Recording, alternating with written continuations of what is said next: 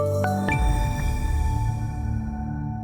euro currency continues to push lower, actually trading at its lowest today since going back to November of 2020. Now, if you recall what was going on in November of 2020, the euro was rallying as we were anticipating a Brexit deal, which we got, and we saw that sort of that euphoria trading up to that point in late December when they got the deal passed, all the way up until the beginning of through the first week of January when things turned south. The euro got as high as a little over 123 and has really been in a steady decline ever since. We have seen some moments where we've seen a little bit of a rally like we did in early March, but that was very short-lived, and now we're back down on those lows from November of 2020. And if you look at a couple of reasons why, obviously what we're seeing in the U.S. with their stimulus package and higher yields and possibly a more slightly hawkish central bank, that is driving up yields there, that is driving up the dollar there, and that in turn is having a negative impact on the euro. So the euro right now hitting those lows haven't seen since November, unless the bank, or excuse me, unless the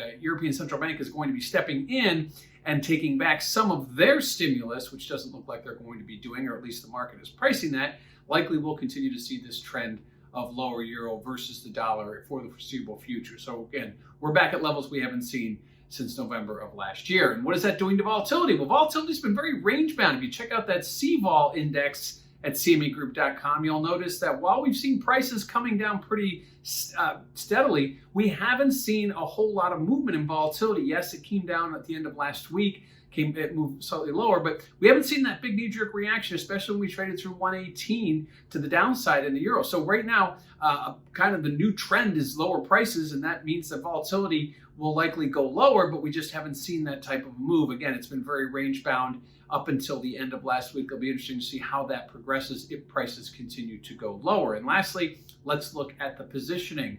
Speculators have been exiting their euro currency positions going back to the middle to end part of January of this year, but we did see a modest add of longs at the end of last week's period. So, it doesn't mean that this doesn't mean that everything's going to change and we're going to see prices rally. Typically, when speculators start to maybe see a change in the winds, perhaps a little bit of a canary in the coal mine, they are one of the first signs when they start adding back to those longs or start reversing some of the recent positioning trends. And that's what we saw last week. 1 week does not make a trend, but again, we'll keep a close eye on that. That CFTC report that came out on Friday showed that speculators were adding for the first time to their long positions since the end of January. So continued struggles for the euro currency. Not necessarily all that gets heaped onto the euro currency itself. The stronger dollar and stronger economic data coming out of the U.S. putting a little bit of pressure to the downside, but hitting lowest prices below 118 since November of last year.